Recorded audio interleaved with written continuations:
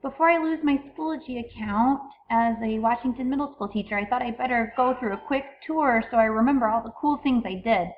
So I'm just going to take quick little videos talking about each of the units I taught. I'm going to work backwards. So the final unit of this semester was an academic report. The students had to format an academic report. That was one of the standards that got passed on from the high school.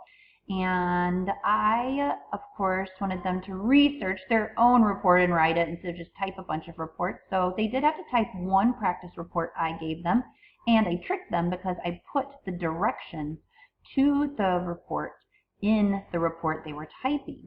Here you can see an example of the academic report they had to type, and the fact that the paper they were typing actually includes the directions on how to create an academic report.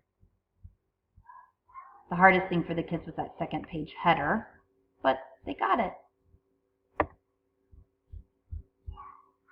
First semester last year, the kids researched the UN Global Goals, and I loved it. And we kept track of the kids who wrote different companies asking how they supported global goals and who we heard back from. The kids were totally into it. It's based on Jaime Casa, who works for Google, how he has incorporated what problem do you want to solve as basically what we need to guide kids, kind of like project-based learning too.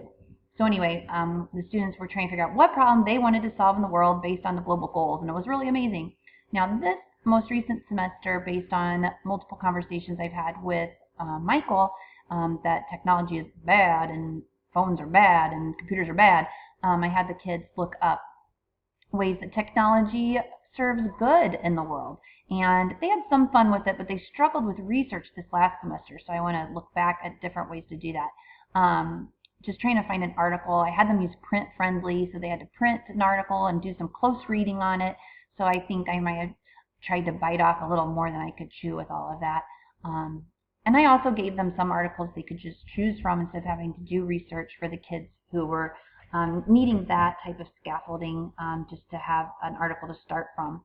So once they chose their company, they'd have to see what good the company was doing in the world, if they were charitable or not. So Apple has a bad rap for being not very charitable.